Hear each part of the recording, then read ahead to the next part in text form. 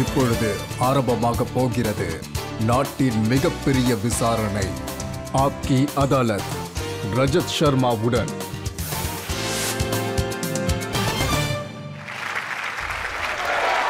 வணக்கம். Thank you thank you thank you thank you. Aapki அதாலத்தில் இன்னைக்கு விசாரணையை ஆரம்பிக்கலாம். ஆப்கி அதாலத்தில் இன்னைக்கு நம்ம விருந்தினர் ஒரு அற்புதமான மங்கை. அவங்களுடைய நாவில் சரஸ்வதி குடிகொண்டிருக்காங்க. அவங்க பேசும்போது அப்போசிஷன் தடுமாறி போயிடுறாங்க. அவங்க பிரசங்கம் பண்ணும்போது மக்களுக்கு அமைதி கிடைக்குது. அவங்க லட்சக்கணக்கான குழந்தைகளுக்கு பாட்டிகளுக்கு அம்மாவா இருக்காங்க. தன்னுடைய எதிரிகளுக்கு அவங்க பத்ரகாளி. Please welcome Sadhvi ரிதாம்பரா.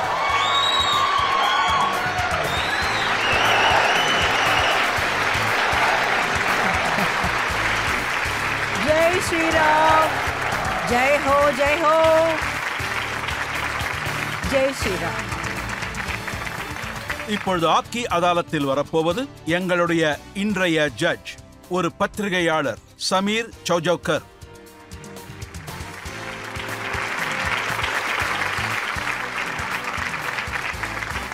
சோபீர் சௌகர்கர் இன்னைக்கு நம்ம ஜட்ஜு. விசாரணையை ஆரம்பிக்கிறதுக்கு முன்னாடி நம்ம ஜட்ஜுடைய அனுமதியை நாம கேட்டுக்கலாம். விசாரணையை ஆரம்பிக்கலாமா? நீதிமன்ற விசாரணையை ஆரம்பிக்கலாம். விசாரணையை ஆரம்பிச்சு கேள்விகளை கேட்கறதுக்கு முன்னாடி சாத்வி ரிதாம்பராவுடைய வாழ்க்கை சரித்திரத்தை கொஞ்சமா நாம அலசி பார்க்கலாம். தனக்கென்ற ஒரு தனி சக்தி, அதோட மனசை ஈர்க்கக்கூடிய ஒரு பிரசங்கத்தால வெறும் நாட்டுல மட்டும் இல்ல, உலகத்துல சாத்வி ரிதம்பரா சின்ன வயசுலயே தன்னுடைய குடும்ப வாழ்க்கையை தியாகம் பண்ணிட்டு சுவாமி பரமானந்த் கிட்ட சிஷ்யா சேர்ந்தாங்க.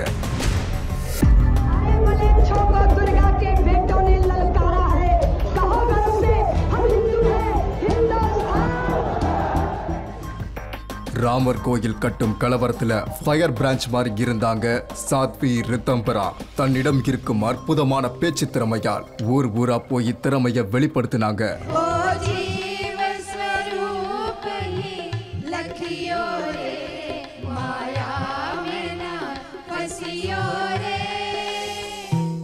கடந்த 3 ஜெனரேஷனா சாத்வி ரிதம்பரா அக்கா அம்மாங்கிற பேர்ல ஆதரவற்ற குழந்தைகளுக்கு அற்புதமான ஒரு வாழ்க்கையை அமைச்சு கொடுத்தாங்க. அது மட்டும் இல்லாம வாஸ்தல்ய கிராம் வித்யாவை உருவாக்கி சாத்வி ரிதம்பரா தன்னுடைய மிஷனை பூர்த்தி செஞ்சிருக்காங்க. 31 டிசம்பர் 2023 சாத்வி ரிதம்பராவுக்கு 60 வயசு ஆன போது டிஃபென்ஸ் மினிஸ்டர் ராஜ்நாத் சிங் வாட்சல் கிராமத்துக்கு போய் रामर कोयिलुक्काग अवंग पाडुपट्टதை அவர் அங்க நினைவு கூர்ந்தாரு. ये रितंभरा मां के बारे में जानता हूं, आप सब जानते हैं कि आज जो भव्य राम मंदिर का निर्माण अयोध्या में हो रहा है, उसमें कितना बड़ा योगदान उनका. இந்த சந்தர்ப்பத்துல சுவாமி ராம்தேவ் என்ன சொன்னார்னா, வாழ்க்கையை வாழணும்னா அதுக்கு இவங்க தான் சரியான உதாரணம்னு சொன்னாரு. भगवान के अनुग्रह से भगवान के साक्षात विग्रह के रूप में, भगवती के साक्षात विग्रह के रूप में ही पूज्या दीदी माँ है. யோகி ஆதித்யநாத்தும் விருந்தாவனத்துக்கு போய் இவங்களுடைய சேவையை அவர் மனசார பாராட்டினாரு. राष्ट्र और समाज के लिए जो समर्पण का भाव उनके पूज्य गुरुदेव ने और उन्होंने पूज्य संतों के साथ मिलकर के आगे बढ़ाया है, वह पूरे संत समाज के लिए अनुकरणीय उदाहरण है. இன்னைக்கும் இந்த உலகத்துல எல்லாரும் சாத்வி ரிதம்பராவுடைய ராமர் கதையை கேட்ட உடனே அவங்களுடைய பிரசங்கம் கோடிக்கணக்கான மக்களுடைய மனசை மாத்திருது. ஆப்கி அதாலத்தில் சாத்வி ரிதம்பரா தனக்காக இங்கு அவரே வாதாடுவார். சந்தோஷமா இருக்கு. சரி, இன்றைய விசாரணை நாம ஆரம்பிக்கலாம். ஆப்கி அதாலத்தில் முதல் குற்றச்சாட்டு சாத்வி ரிதம்பரா. ஆப்கி அதாலத்தில் சாத்வி ரிதம்பரா மீது உள்ள குற்றச்சாட்டு, இவர் ராம நாமத்தை கைப்பற்றிவிட்டார். இங்க பாருங்க, இவ்வளவு நாள் நீங்க என்ன சொன்னீங்க? ராமர் எல்லாருக்கும் சொந்தம்னு. ராமர் எல்லாருக்குள்ளயும் இருக்காரு. ராமர் கோவில் முழுசா கட்டப்பட்டு விட்டது. இப்ப நிறைய மக்கள் என்ன சொல்றாங்கன்னா, அந்த பேரை பிஜேபி, RSS அப்புறம் சாத்வி ரிதம்பரா கைப்பற்றிட்டாங்க. ரஜத் சார், ராமர் தான் நம்மளுடைய அடையாளம். நேர்மையின் எடுத்துக்காட்டே அவர்தானே. நல் உணர்வுகளுக்கு அவர்தான் சொந்தக்காரர். இன்னொரு உண்மையை சொல்லணும்னா, ராமர் தான் என்னுடைய மனசை கைப்பற்றிட்டாரு ரஜத் சார். நான் ராமருக்கு அடிமையாயிட்டேன்.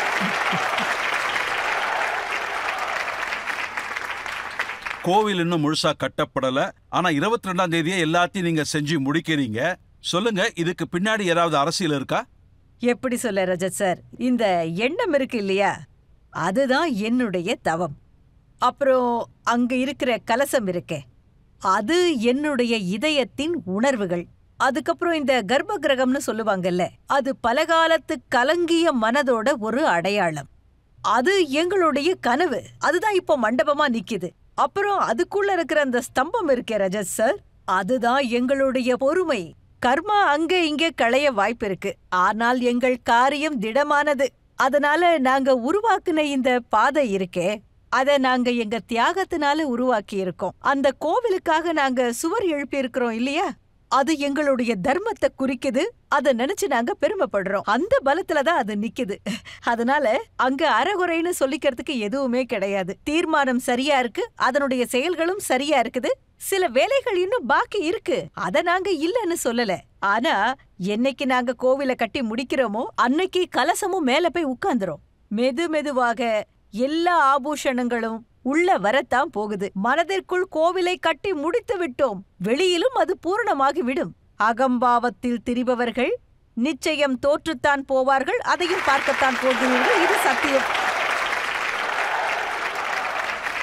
மீடியா கிட்ட ராகுல் காந்தி என்ன சொல்லியிருக்காருன்னா, 22ஆம் தேதி நடக்கிற ஃபங்க்ஷன் அது மோடிஜியோட ஃபங்க்ஷன், ராமரோட ஃபங்க்ஷன் இல்லையா. இந்திய சரித்திரத்திலேயே முதல் முறையா இது நடக்குது. நாட்டில் உள்ள பல கோடி பக்தர்களின் மனம் அப்புறம் உணர்வுகள் இங்கு ஒண்ணு சேருது. இதையெல்லாம் கவனிக்கிறதுக்கு நம்ம சிஎம் சார் முதல்ல பூமி பூஜைக்கு அங்க போனாரு. சாஷ்டாங்கமா விழுந்து வணங்கினாரு. பூமியே தண்ணியமாச்சு, பாரதத்தின் பாரம்பரியம் சிறப்பாச்சு. ஏன்னா நம்ம அவமானம்ங்கிற விஷத்தை குடிச்சிட்டு வாழ்ந்துகிட்டு இருக்கோம் ரஜத் சார். நாம எல்லாரும் நீலகண்டுங்கிற விஷத்தை தொண்டையில வச்சுக்கிட்டு சுத்திக்கிட்டு இருக்கோம். இவ்வளவு ஏன் ரஜத் சார், நம்ம கோவில் அழிக்கப்பட்டதை நாம கண்ணால பாத்திருக்கோம், அவமானப்பட்டிருக்கோம், அடிக்கப்பட்டிருக்கோம், தவறான சொற்களை கேட்டிருக்கோம். நாட்டுடைய சுதந்திரத்துக்கு அப்புறமா முதல் முறையா இது நடக்குது. அதாவது ஒரு நாட்டின் பிரதம மந்திரி நரேந்திரபாய் மோடி இதை நடத்தி காட்டுறாரு. அவர் மா பாரதியின் பாரம்பரியத்தை தன் தலையில சுமந்துகிட்டு தன்னுடைய கடமையை செய்யறாரு. இன்னொரு விஷயம் ரஜத் சார், நம்முடைய பிரதம மந்திரி அயோத்தியாவுடைய தலையெழுத்த மாத்த போகல. அவர் அங்க எதுக்காக போறாருன்னா, தன்னுடைய பாக்கியத்தை இன்னும் சிறப்பாக ஆக்கத்தான் போறாரு. ஒரு பக்கம் சங்கராச்சாரியார் இருக்காரு, சுவாமி அவி முக்தேஸ்வரானந்த். அவரு என்ன சொல்றாருன்னா, மோடி போறதுனால இது ஒரு பொலிட்டிக்கல் ஃபங்க்ஷனா மாறிடுச்சு. ஒரு நாட்டுல இந்த மாதிரி சில பெரியவர்கள் சில விஷயங்களை நிச்சயப்படுத்திட்டா அந்த நாட்டு முக்கியமானவர், அதாவது பிரதம மந்திரி. அந்த காலத்துல நீங்க பாத்தீங்கன்னா ராஜாக்கள் இருந்தாங்க. அவங்கதான் எல்லா சுபகாரியங்களையும் அந்த மகான்களை கேட்டு கேட்டு நடத்துவாங்க. இது அவங்களுடைய கமிட்டியே முடிவெடுத்து செய்யக்கூடிய விஷயம். இந்த ராம ஜென்ம பூமியுடைய ட்ரஸ்ட் எடுத்த முடிவு. அந்த ட்ரஸ்ட் மூலமா தான் அவருக்கு அழைப்பிதழ் போயிருக்கு. அதோட ரஜத் சார், நாம எல்லாரும் கொடுத்து வச்சிருக்கிறோம், சந்தோஷமா இருக்கிறோம். காரணம், இந்த நாட்டு பிரதம மந்திரி நாங்க அழைப்பிதழ் கொடுத்த உடனே அதை மரியாதையா ஏத்துக்கிட்டாரு. இது சந்தோஷமான விஷயம் தானே. ஆனா ஒரு சங்கராச்சாரியார் என்ன சொல்றாருன்னா, இது எப்படி நடக்கும்? அங்க கடவுளோட சிலை, ராம் லல்லாவோட சிலை இருக்குல்ல, அத மோடிஜி தொடுவாராம், சங்கராச்சாரியா பக்கத்துல இருந்து கை தட்டுவாராம், அதனால அவரு வரலையாம். ரஜத் சார், மிக பெரிய பெரிய பீடங்கள்ல மதிப்பிற்குரிய சந்நியாசி மகான்கள் அவங்களுடைய மனம் திறந்து தன்னுடைய எண்ணங்களை சொல்லும்போது அவங்களுடைய கருத்து என்ன, அவங்களுடைய எண்ணங்கள் என்னன்னு அவங்களையே கூப்பிட்டு கேட்கறது தான் நல்லது. நான் ரொம்ப சின்னவ, எனக்கு அந்த அதிகாரங்கள்லாம் கிடையாது. என்னுடைய சந்தோஷத்தை வெளிப்படுத்த எனக்கு முழு உரிமை இருக்கு. இந்த நாட்டுடைய பிரதம மந்திரி அங்க போறாரு, இந்த பிரபஞ்சமே அவரை பாராட்டிக்கிட்டு இருக்கு. அதோட எங்களுடைய ராம் லல்லா அங்க வராரு. இதுக்காக 500 ஆண்டுகள் நாங்க காத்துக்கிட்டு இருந்தோம். இது சின்ன விஷயமா என்ன? இது எவ்வளவு பெரிய விஷயம். நம்பிக்கை மற்றும் தெய்வீகம், அதுக்கப்புறம் நம்மளுடைய சுயமரியாதை, அதையே அவமானப்படுத்தி இருந்தாங்களே, அதுதானே இப்ப மறுபடியும் உருவாகி நிக்க போகுது. அப்புறம் அரசியல் சக்திகள், பொதுஜன சக்திகள், தார்மீக சக்திகள் எல்லாம் இருக்கும். அதுக்கப்புறம் உங்கள மாதிரி பெரியவர்கள் ஏன் சொல்றேன்னா, ஒரு சத்தியத்தை நீங்க வெளிப்படையா ஒரு சமுதாயத்துல கொண்டு வந்து வைக்கிறீங்க, சேனல்ல சொல்றீங்க. அது ரஜத் சார், உண்மை கொஞ்சம் கசப்பாதான் இருக்கும். அது ஒரு அம்பு மாதிரி மனசு போய் குத்தும். அந்த சத்தியத்தை சொல்லக்கூடிய தைரியம் ரஜத் சார் மாதிரியான பத்திரிகையாளர்களால மட்டும்தான் முடியும். அதனால எப்போ அனைத்து சக்திகளும் ஒண்ணு கூடி அந்த இடத்துக்கு போறப்போ நாட்டின் பிரதம மந்திரி அந்த இடத்துக்கு போய்த்தானே ஆகணும். அதனாலதான் போறாரு. இன்னொரு கசப்பான உண்மையும் வெளியே வந்திருக்கு. உங்களுடைய தாரக மந்திரம் என்ன? ராமநாமத்தை ஜெபிப்பவனே கோவில் கட்டுவான். அதை யாரோ ஒருத்தர் கூகுளுடைய மேப் டிஜிட்டல் மீடியால போட்டிருக்காரு. அதுல அவர் என்ன சொல்லி இருக்காருன்னா, 3 கிலோமீட்டர் தள்ளி தான் நீங்க ராமர் கோவிலையே கட்டுறீங்களாம். ரஜத் சார், எங்க கர்ப்ப கிரகம் இருந்துச்சோ, அதாவது எந்த இடத்துல இப்போ ராம் லல்லா இருக்காரோ அந்த இடத்துலதான் தொடர்ந்து 500 ஆண்டுகளா பக்தியோட தலகுனிஞ்சி வணங்கி வந்தாங்க. 500 வருடங்களா ராமருடைய பக்தர்கள் அந்த இடத்தை விட்டு கொடுக்கவே இல்ல. அதே இடத்துலதான் கர்ப்ப கிரகம் அமையுது. ராம் லல்லா அங்கதான் ஸ்தாபிதமாகிறாரு. 1 இன்ச் கூட இங்க அங்கன்னு அவர் நகர்ல. இது இது இது இது ஒரு விதண்டாவாதம். இது மக்களை ஏமாத்துறதுக்கு முயற்சி செய்யறாங்கன்னு தான் அர்த்தம். இதுல கண்டிப்பா தோத்துதான் போவாங்க. இந்த ஸ்டேட்மெண்ட் ஏன் வருதுன்னா, எவ்வளவு எதிர்கட்சியில் இருக்கோ அவங்களுக்கு என்ன தோணுதுன்னா, லோக்சபா எலெக்ஷன் வரப்போகுது, அதனால பிராண பிரதிஷ்டையை நீங்க இப்பவே வச்சிட்டீங்கன்னு. நாங்க முதல்ல இருந்தே சொல்லிக்கிட்டு இருக்கோம் ரஜத் சார். ராமநாமத்தை சொல்லிக்கொண்டே காவி உடையில் வருவார்கள். தெரு தெருவாக ராமநாமத்தை சொல்லிக்கொண்டே திரிவார்கள். காசி, மதுரா மற்றும் இந்த அயோத்தியா ஒன்றாக கூக்குரலிட்டார்கள். நான் இந்தியன் என்று சொன்னார்கள். இந்த இந்தியா என் நாடு என்றார்கள். அதனால ரஜத் சார் முன்னாடி என்ன சொன்னாங்கன்னா, எலெக்ஷன் வருது போகுது, கோவில கட்டுவேன்னு சொல்லி உளறாங்க. ஆனா எப்ப கோவில கட்டுவோங்கிற தேதியை இவங்க சொல்லல. அப்போ அது பிரச்சனையா இருந்தது. இப்போ டேட்டை பிக்ஸ் பண்ணியாச்சு. அப்பவும் அவங்களுக்கு வயித்துல எரிச்சல் வருது. அதனால அவங்க அப்படித்தானே பேசுவாங்க. முதல்ல இவங்க என்ன சொல்லிட்டு இருந்தாங்கன்னா, நீங்க இந்த கோவில கட்டவே விரும்பலையா, எலெக்ஷன்ல இது ஒரு இஷ்யூவா வச்சுக்கலான்னு முடிவு பண்ணி வச்சிருந்தீங்களா? எவ்வளவோ எலெக்ஷன் வந்தது, எவ்வளவோ எலெக்ஷன் போச்சு. பாரதிய ஜனதா பார்ட்டி பல விஷயங்கள்ல தன்னை தயார்படுத்தி வச்சிருந்தாங்க, மனதளவுல கூட சொல்லலாம். அதனாலதானே ஸ்ரீ ராமருடைய யாத்திரைய லால் கிருஷ்ணா அத்வானி தொடங்கினாரு. அவரை பத்தி உங்களுக்கு தெரியும். அவரு எந்த ஒரு காரியத்திலையும் பிடிவாதமா இருப்பாரு. கோவில கட்டுவோன்னு முடிவெடுத்தாச்சு, கோவில கட்டுவோன்னு சொன்னாரு. இப்போ கோவில கட்டும் போது ரஜத் சார், யாருக்கெல்லாம் பிடிக்கலையோ அவங்கதான் இப்போ டிக்ளேர் பண்ணணும். சொன்ன வார்த்தைய பாரதிய ஜனதா பார்ட்டி நிறைவேற்றிட்டாங்க. நாங்க கிருஷ்ண ஜென்ம பூமியை கட்ட போறோம்னு சொல்லட்டும், அவங்க அதுல ஜெயிச்சு காட்டட்டும். அதாவது மக்கள் கிட்ட இருந்து ஓட்டு வாங்கணும்னா அவங்களும் ஏதாவது ஒரு வாக்கு. அதுதான் நானும் சொல்ல வந்தேன் ரஜத் சார். அதுதான் கரெக்ட். இந்து மதத்தை சேர்ந்தவங்க எல்லாருமே அவமானத்தை தாங்கிக்கிட்டாங்க, ரொம்ப கஷ்டப்பட்டாங்க, அதோட உயிர் தியாகமும் பண்ணாங்க, அவமானப்படுத்தப்பட்டாங்க, கேவலப்படுத்தப்பட்டாங்க. ஏன்னா இந்த ஓட்டு வாங்கக்கூடிய கேவலமான அரசியல் இருக்கே, அரசியல்வாதிகளை குருடாக்கி வச்சிடுச்சு. அவங்க ரத யாத்திரை நடத்தினவங்கள துப்பாக்கியால சுட்டு தள்ளினாங்க. கொஞ்சம் கூட வெக்கப்படல. அவங்க உடம்புல கல்ல கட்டி அவங்கள நதியில புடிச்சு தள்ளி இருக்காங்க. அப்புறம் இந்த மணல் மூட்டையில உயிர் உள்ள உடல்களை நல்ல இருக்க கட்டிட்டு தண்ணியில தள்ளி இருக்காங்க. இவ்வளவெல்லாம் நடந்திருக்கு. அப்போ அதெல்லாம் ஒரு அரசியலே கிடையாதா? அதுவும் மோசமான அரசியல். ஓட்டு பிச்சை வாங்கறதுக்காக இந்துக்களுக்கு இவ்வளவு துரோகம் பண்ணதெல்லாம் அநியாயம் இல்லையா? பாரதிய ஜனதா பார்ட்டி ராமர் கோவில கட்டணும்னு சொல்லி அதன் மூலமா ஒரு அரசியலை நடத்துறாங்கன்னு சொல்லியே மக்கள் நினைச்சுக்கிட்டு போகட்டுமே. ஆமா, எங்களுக்கு இந்த அரசியல் தான் வேணும். அது இந்திய பாரம்பரியத்தை தலை தூக்கி நிக்க வைக்கணும். பதவியை சாதகமா பயன்படுத்தி சத்தியத்தை தலை தூக்கி நிக்க வைக்கட்டும். இதையெல்லாம் பாக்கிறதுக்காக தான் கண்கள் துடிச்சுக்கிட்டு இருந்துச்சு ரஜத் சார். அவங்களுடைய ப்ராப்ளம் மோடி கூட தான் இருக்கு. ராமர் கோவில் கட்டுறதுல அவர் என்ன பெருசா கிழிச்சாருன்னு கேக்குறாங்க. சுப்ரீம் கோர்ட் ஆர்டர்னால தானே கட்டுறாங்க, மோதியை ஏன் ஃபோக்கஸ் பண்றீங்கன்னு கேக்குறாங்க.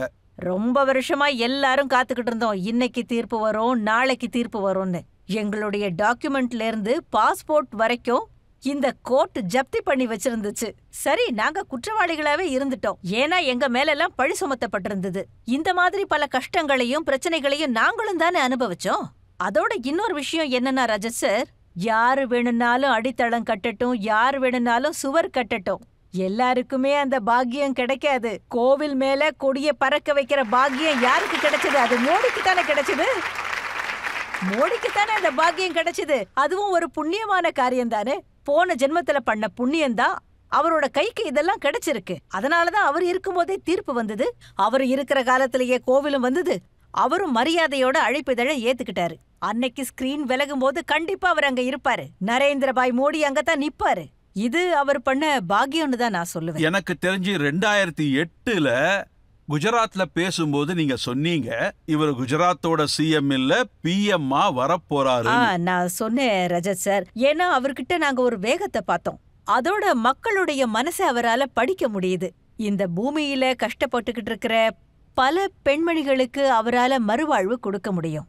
வாழ்க்கையில கஷ்டப்பட்டுக்கிட்டு இருக்கிற ஒருத்தருடைய முகத்துல சிரிப்பை கொண்டு வர முடியும். அவரால வேறுபாடுகளை காட்டாம எல்லாருடைய வாழ்க்கையையும் சிறப்பாக்கி காட்ட முடியும். அதோட இவரு வேற யாரும் இல்ல, அத்வானி சாருடைய ரத யாத்திரையில மிகப்பெரிய பங்கு வகிச்சவரு. மொத்த பாரத மக்களையும் ஒண்ணு சேர்க்கறதுக்காக தன்னாலான முயற்சிகள் அத்தனையும் எடுத்திருந்தாரு. அதனால இவரு கையில நம்ம நாட்டுடைய பொறுப்புகளை ஒப்படைச்சோம்னா கண்டிப்பா நம்ம நாட்டை அவர் எங்கேயோ கொண்டு போயிடுவாரு. நம்ம நாட்டுடைய தலை என்னைக்குமே நிமிர்ந்திருக்கும், நிச்சயம் அவமானமே படாது.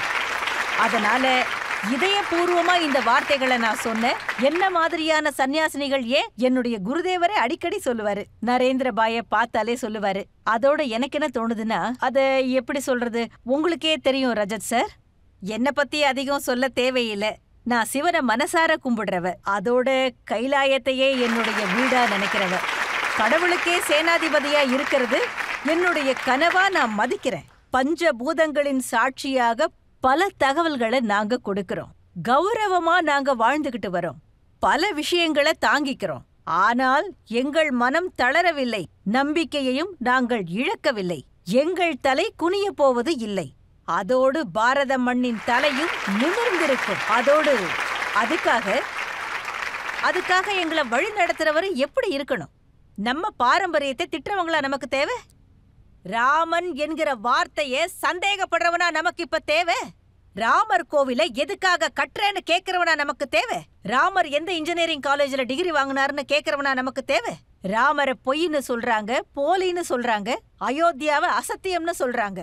மண்டையில மூளை இல்லாத குருட்டு ஜென்மங்க இவங்க எல்லாருமா நமக்கு வழிகாட்டியா இருக்கணும்? இல்லவே இல்ல. எங்களுக்கு சிறந்த வழிகாட்டி தேவை. அவர் பாரத பூமியை புரிஞ்சு வச்சிருக்கணும். இந்த மண்ணுக்கு மரியாதை கொடுக்க தெரிஞ்சு வச்சிருக்கணும். நீங்க யோசிங்க ரஜத் சார். எந்த மனிதர் பார்லிமெண்ட் வாசல அப்படியே விழுந்து கும்பிட்டாரோ அவர் அந்த பார்லிமெண்ட்டை கோவிலா பாவிச்சார். அவர் வந்து பார்லிமெண்ட்குள்ள உட்கார்ந்து எந்த இடத்தை அவர் தெய்வமா மதிச்சாரோ அவர் வந்து அந்த இடத்துல உட்கார்ந்தா நம்ம மண்ணோடைய பாக்கியத்தை மாத்தி தான் காட்டுவாரு. நிச்சயமா மண்ணுக்கு துரோகம் செய்ய மாட்டாரு. இதை அவர் நிரூபிச்சு காட்டிட்டாரு. சத்தியமா நிரூபிச்சு காட்டிட்டாரு. ஒரு சில பேரு இந்த அழைப்பிதழை நிராகரிச்சிருக்காங்க. உதாரணத்துக்கு மிஸ் சோனியா காந்தி. இதுக்கு என்ன சொல்றீங்க? என்னுடைய ராமருடைய அழைப்பிதழை யாரெல்லாம் நிராகரிக்கிறாங்களோ அவங்கள இந்திய மக்களும் கண்டிப்பா நிராகரிக்கத்தான் போறாங்க.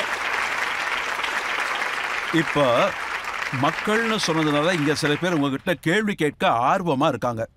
வணக்கம் ரித்தாம்பரமா. என்னோட கேள்வி என்னன்னா, அடுத்த எலெக்ஷன்ல மோடிஜி ஜெயிப்பாரா? 3வது முறையா பிரதமர் ஆவாரா?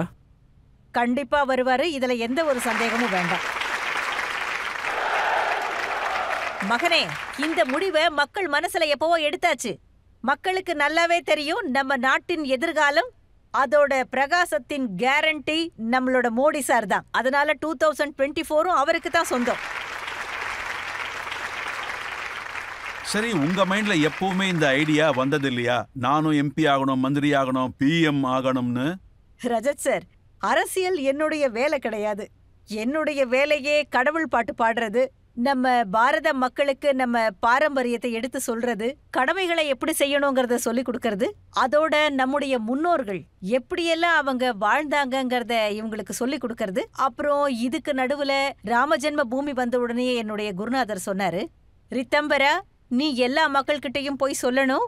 அவர் சொன்னதான் நான் பண்றேன் ரஜத் சார். ராமநாமத்தை நீ சொல்ல வேண்டும், வாழ்க்கையை செழிப்பாக்க வேண்டும். உன் இதயத்தில் ராமர் இருப்பார், அவர் என்றும் குடிகொண்டிருப்பார். உன் மூச்சில் ராமர் இல்லையேல் உன் வாழ்க்கையே அர்த்தமில்லை. அவர் நாமத்தை உன் நாவில் சொல், உனக்கு என்றென்றுமே அழிவில்லை. கோவிலை நாங்கள் கட்டி முடிப்போம், கட்ட வேண்டிய இடத்தில் கட்டி முடிப்போம். அதனால என்னுடைய குருதேவர் எனக்கு என்ன கட்டளை இட்டாரோ, அவர் என்னெல்லாம் சொன்னாருன்னா, கோவிலுக்காக நீ கடுமையா உழைக்கணும், தர்மங்களை எல்லாம் எடுத்து சொல்லணும், அதோட இப்போ எல்லாரையும் சரிசமமா பார்க்கணுங்கிற ஒரு தர்மத்தையும் அவர் எடுத்து சொல்லியிருக்காரு. அவர் எனக்கு என்ன கட்டளை இட்டாரோ நான் அதை தான் பண்ணிக்கிட்டு இருக்கேன். அரசியல் என்னுடைய பகுதியாக இருக்கல. அதோட 1991 எனக்கு நல்லா ஞாபகம் இருக்கு. சோனியா காந்திக்கு எதிராக உங்களை போட்டியிட சொன்னாங்க. ஆமா, சரியா சொன்னீங்க, என்கிட்ட சொன்னாங்க. அதோட என்னுடைய குருதேவர் மறுத்தாரு. அதோட எனக்கும் அரசியல் அந்த அளவுக்கு இன்ட்ரெஸ்ட் கிடையாது. அதோட ரஜத் சார், நாங்கள் அரசியலில் இருந்து அரசியலையே மாற்றி காட்டுவோம், ஆனால் அரசியல் செய்ய தெரியாது. இப்ப பாருங்க, யோகி ஆதித்யநாத்தும் ஒரு சீஃப் மினிஸ்டர் ஆயிட்டாரு. அவரும் உங்க டிபார்ட்மெண்ட்ல இருந்து தான் வராரு. ஆனா இன்னைக்கு பாருங்க, அவர் ஜெயிச்சு காட்டிட்டாரு. அது அவர் செஞ்ச மிகப்பெரிய பாக்கியம்னு சொல்லலாம். யூபிக்கு ஒரு அற்புதமான தலைவர் கிடைச்சிருக்காரு. இந்த அயோத்தியாவை பார்க்கும்போதெல்லாம் எனக்கு கண்ணுல கண்ணீரே வந்துரும். எப்போல்லாம் லக்னோ வைபவங்களை பார்க்கும்போது, நான் லக்னோவை சேர்ந்தவ கிடையாது, ஆனா அது நம்மளுடைய தீர்த்த ஸ்தலமா இருந்திருக்குது. அதனுடைய தெய்வீக தன்மை, அங்க இருக்கிற தெய்வீக ஒளிகள், இதெல்லாம் எவ்வளவு பெரிய விஷயம் ரஜத் சார். நான் எப்பவுமே சொல்லுவேன், தாய் பாரதி அற்புதமானவள். தாய் பாரதி நேரம் வரும்பொழுதெல்லாம் தன் கருவிலிருந்து அற்புதமான குழந்தைகளை பெற்றெடுப்பாள். அவர்கள் மண்ணின் கௌரவத்தை காப்பார்கள். அதே மாதிரிதான் நம்ம நாட்டின் யூபியில யோகி அவர்கள் நம்ம மொத்த அயோத்தியையும் தீபத்தால அலங்கரிச்சிட்டாரு. ஒவ்வொரு தீபாவளிக்கும் வானத்திலிருந்து ராமர் இறங்கி வருவாரு. வந்ததும் அயோத்தியாவை தண்ணியமாக்கிடுறாரு. அதனால இந்த மாதிரி ஒரு சன்னியாசி, இந்த மாதிரி ஒரு சிப்பாய், இந்த மாதிரி ஒரு வழிகாட்டி இந்தியாவுக்கு கிடைச்சது, இது பாரதத்துக்கு கிடைச்ச மிகப்பெரிய பாக்கியம். யாராவது ஏதாவது கேட்கணுமா? அதாவது கெஜ்ரிவால் சொன்ன மாதிரி அவர் எல்லா செவ்வாய்க்கிழமையும் ஹனுமான் சாலிசா படிக்க சொல்லுவாராம். இப்போ நீங்க சொல்லுங்க, அதனால அவருக்கு ஏதாவது லாபம் கிடைக்குமா? கொஞ்சம் புத்திசாலியா மாறுவாரு.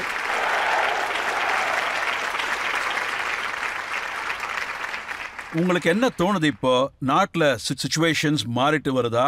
பொலிட்டீஷியன்ஸ்லாம் கோவிலுக்கு போறாங்க, ஹனுமான் சாலிசா படிக்கிறாங்க. கண்டிப்பா ரஜத் சார், சூழல்கள் மாறுது, அது மக்களுக்கும் நல்லா தெரியுது. தப்பெல்லாம் செஞ்சுட்டு காவி உடைகளை அணிஞ்சுக்கிட்டு எதுக்காக திரியுறீங்க? உங்க மனசு நேர்மையா இருந்தா நீங்க நம்ம பாரம்பரியத்தோட ஒன்றி வாழறீங்கன்னு சொன்னா, நீங்க இன்னைக்கு வரைக்கும் சன்னியாசிகளை வாய்க்கு வந்தபடி திட்டினீங்க, நம்ம பாரம்பரியத்தை கேலி பண்ணீங்க, அதுவும் சில பேரை சந்தோஷப்படுத்துறதுக்காக பண்ணீங்க. நம்ம தாய் மண்ணுக்கே நீங்க துரோகம் பண்ணிக்கிட்டு இருந்தீங்க. இப்ப என்னன்னா, இவங்க பண்ற நாடகங்கள் மக்களுக்கு எல்லாமே புரிய ஆரம்பிச்சிடுச்சு, அவ்வளவுதான். இப்ப பப்ளிக்கு எல்லா விஷயங்களும் தெரிய ஆரம்பிச்சிடுச்சு ரஜத் சார். ரிதம்பராஜி, ஒரு சின்ன பிரேக் எடுத்துக்கலாம். சரி. பிரேக்குக்கு அப்புறம் ஆப்கி அதாலத்தில் இன்னும் நிறைய கேள்விகள் கேட்கப்படும். ஒரே ஒரு மந்திரம்தான் ராமர் செய்கிறார், இது அவருடைய காரியம். அவருடைய காரியங்களில் இடையூறு வராது. அவர் நம்மோடு இருக்க துன்பங்கள் கிடையாது. இறந்து விட்டாலும் நமக்கு சொர்க்கம் கிடைக்கும். எந்த தடங்கல்கள் வந்தாலும் நம் வேலை தொடரும். ஸ்ரீ ராமரின் கோவிலும் அங்கே கட்டி முடியும்.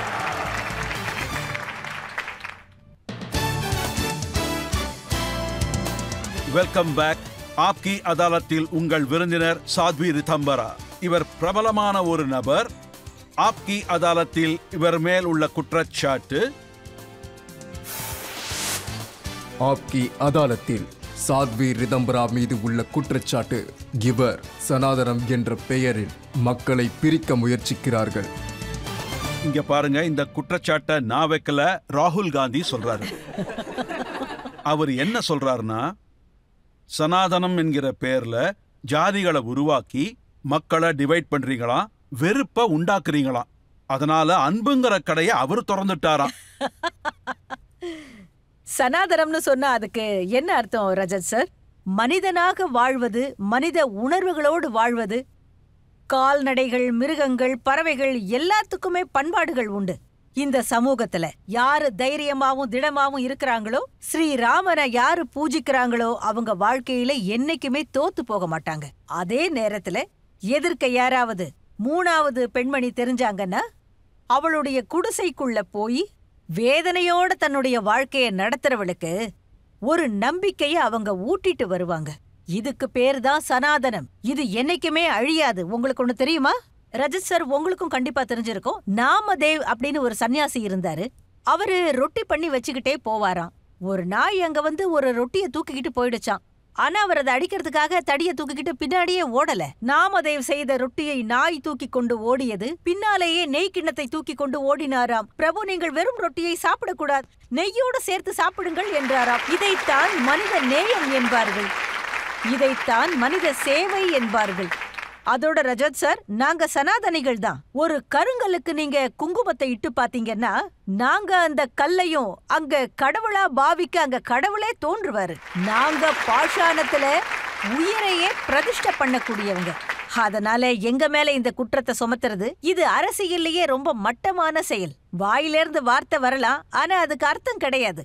உங்களுக்கே தெரியும், நான் வேறுபாடுகள் பாக்குறது கிடையாது.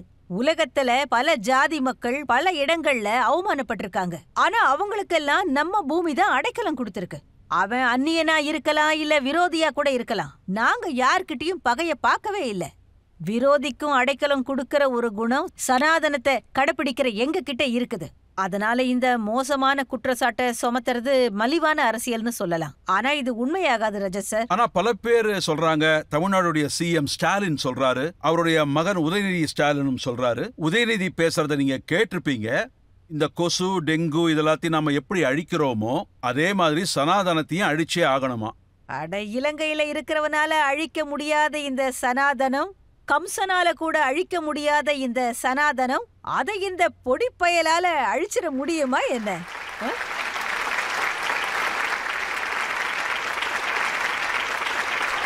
சரி, இந்த சனாதன தர்மத்துல வெவ்வேறு ஜாதிகள் இருக்கிறது உண்மைதானே?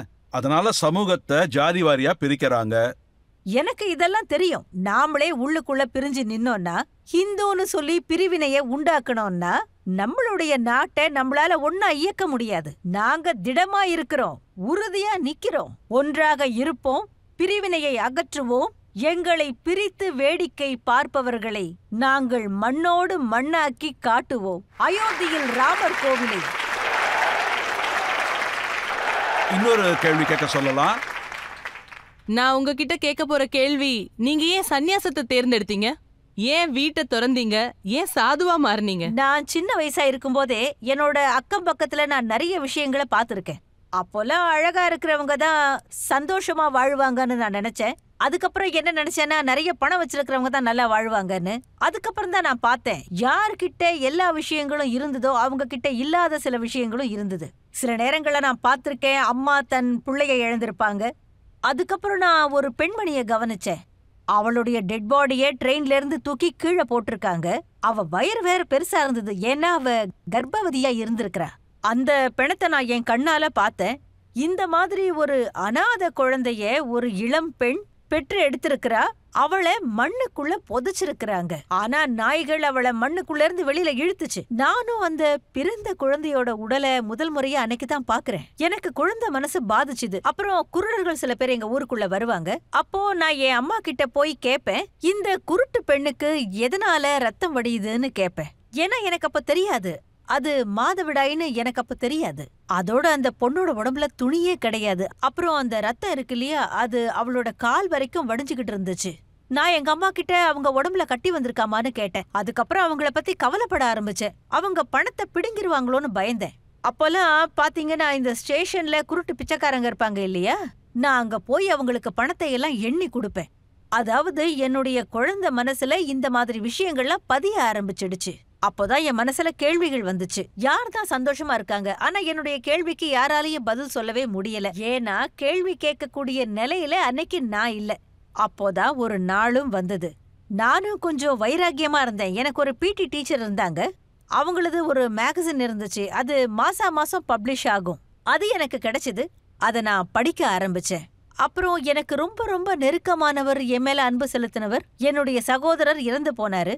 அப்போ என்னைக்கு ரக்ஷா பந்தன் வந்துச்சோ அன்னைக்கு என் மனசுல வைராகியம் வந்துருச்சு. நான் எல்லா பசங்களுக்கும் ராக்கியே கட்டி விட்டேன். அன்னைக்கு என் கையில வெறும் 55 ரூபாய் இருந்துச்சு. அந்த பணத்தோட நான் வீட்டை விட்டு வெளியில வந்துட்டேன். நேரா ஹரித்வாருக்கு போனேன். என்னுடைய கேள்விக்கான பதில தேடி அங்க போனேன், யாரு சந்தோஷமா வாழறாங்கன்னு. அப்புறம் என்னுடைய குருதேவரை சந்திச்சேன். அவர் தான் சொன்னாரு, சந்தோஷத்துக்கு அப்புறம் வருத்தம், வருத்தத்துக்கு அப்புறம் சந்தோஷம் அப்படின்னு. ஆனா நீ அதை தேடாத, நீ கடவுளை தேட ஆரம்பி.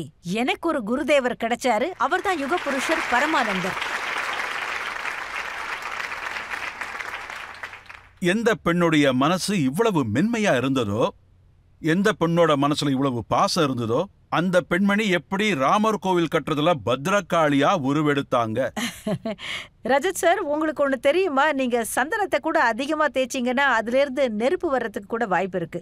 என்னுடைய நாட்டை எவ்வளவு அசிங்கப்படுத்திருக்காங்க, எவ்வளவு கேவலப்படுத்திருக்காங்க. நம்ம நாட்டிலேயே நாம அடிமைத்தனமா வாழக்கூடிய அளவுக்கு கூட நம்மள கொண்டு போயிருக்காங்க. என்னுடைய குருதேவர் என்னுடைய மனசுல தேசபக்திய வளர்த்திருக்காரு. தர்மம்னா என்னன்னு எங்களுக்கு சொல்லி கொடுத்திருக்காரு. ரஜத் சார் அவர் எங்களுக்கு நேர்மை, ஒழுக்கம், பண்பாடு இது எல்லாம் கத்து கொடுத்திருக்காரு. அவர் சொல்லிருக்காரு, ரிதம்பரா நீங்க காவி உடைய அணியறவங்க, இந்த உடைய நீங்க அணியறதுனால ஒரு சன்னியாசினியா இந்த நாட்டுக்காக உங்க உடலை, உங்க மனச, அதோட உங்க வாழ்க்கையையும் அர்ப்பணிக்கணும். அதனால ரஜத் சார் நான் என்ன சொல்ல வரேன்னா, எனக்கு பாடங்கள் கிடைக்கல, எனக்கு வேதனைகள் தான் கிடைச்சது. என் நாட்டுடைய வேதனை என் மனசுல இமாலய மலையா நின்னுச்சு. அப்போதான் இந்த இமாலய மலையிலிருந்து சமாதானங்கிற கங்கை பொழிஞ்சே ஆகணும். அதோட எனக்குன்னு சொல்லிக்க என்கிட்ட எதுவுமே இல்ல. சுக துக்கத்திற்கு அப்பாற்பட்டு போனேன். வாழ்க்கையில மரணத்தையே பார்த்தாச்சு.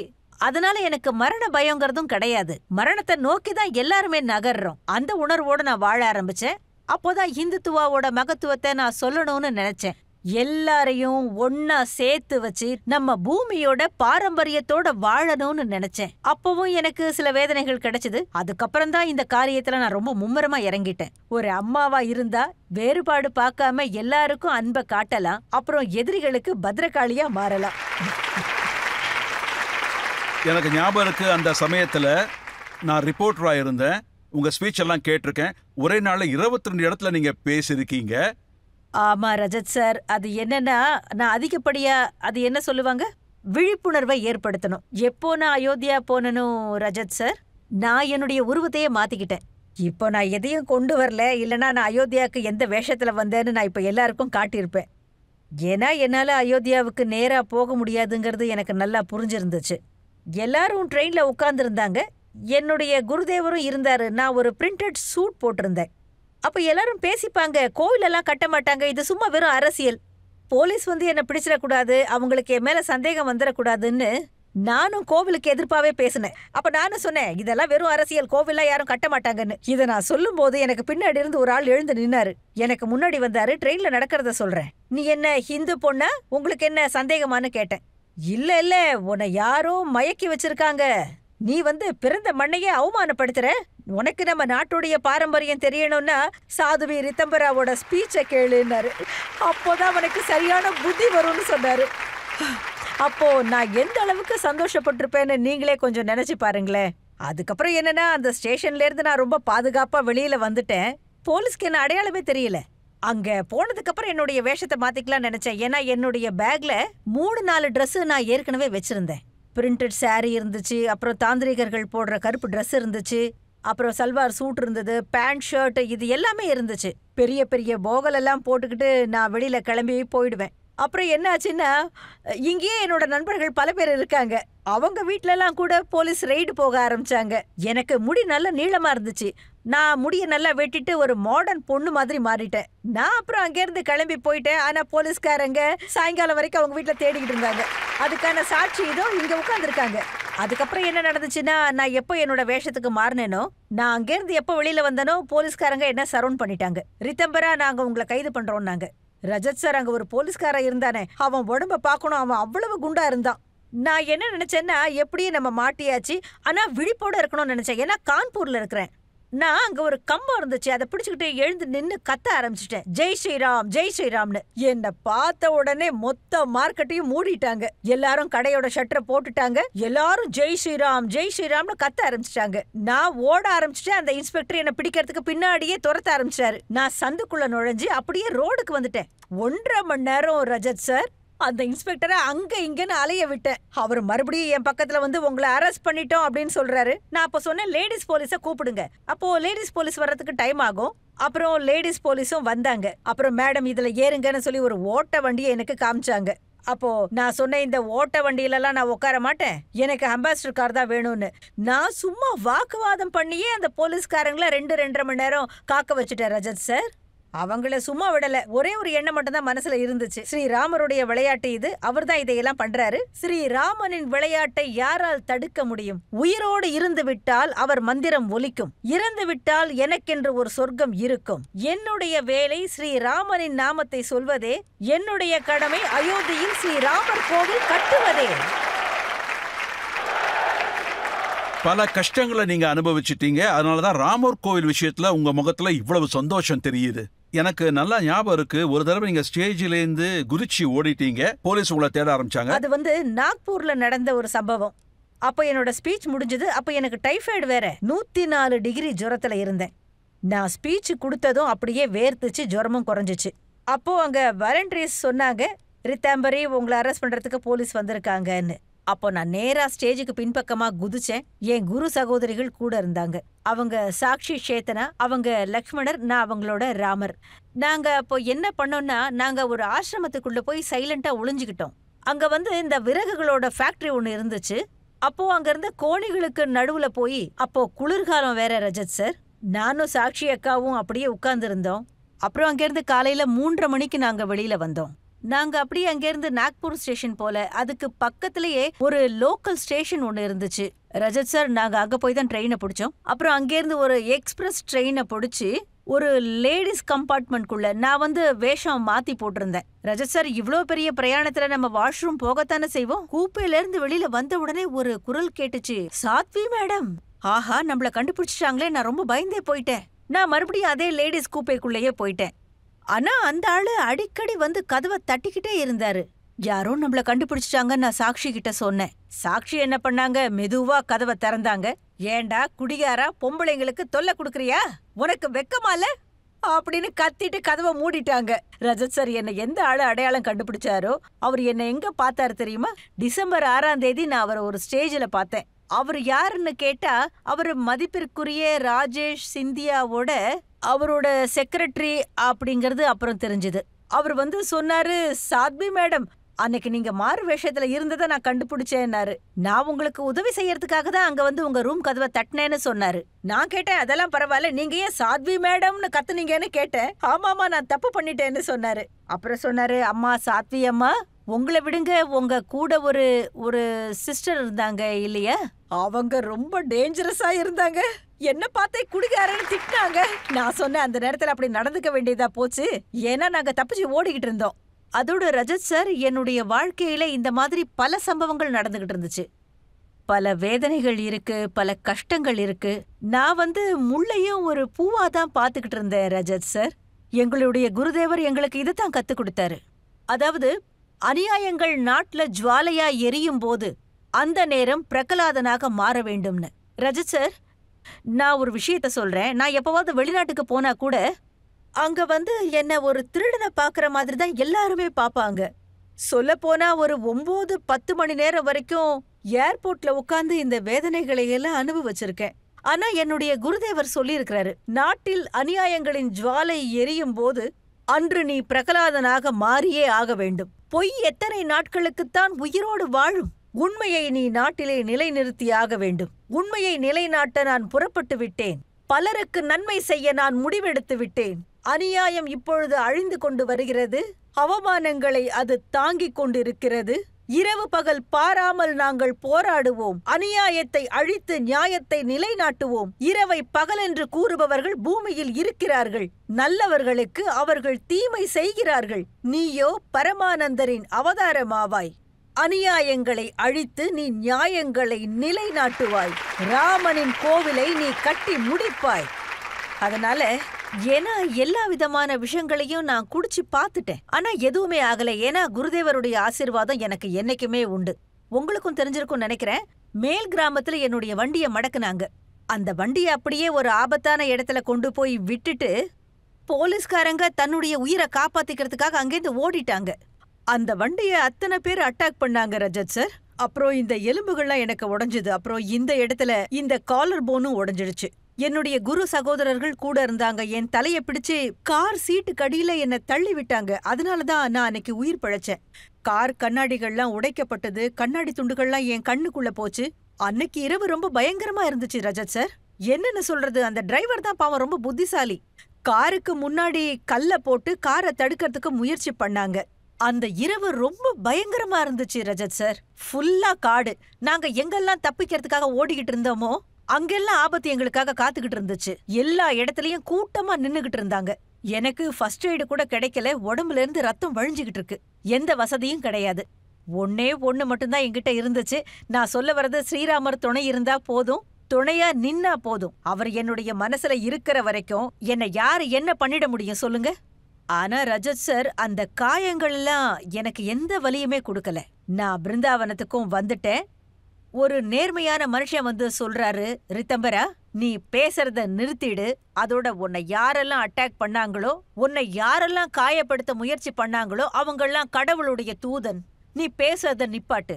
இந்த விஷயம்தான் மனசுக்கு வருத்தத்தை கொடுத்துச்சு. நீங்க நம்ம பண்பாட்டை வளர்க்க, நம்ம பாரம்பரியத்தை வளர்க்க, அவ்வளவையே நம்ம நாட்டுக்காக நீங்க உண்மைய பேசுனா, பேசுறதெல்லாம் கூட ஒரு பக்கம் இருக்கட்டும், நீங்க அனுபவிக்கிற கொடுமைகள் தான் ஏராளம். அதனால உடம்புல படுற காயங்கள் பெரிய காயங்களே கிடையாது.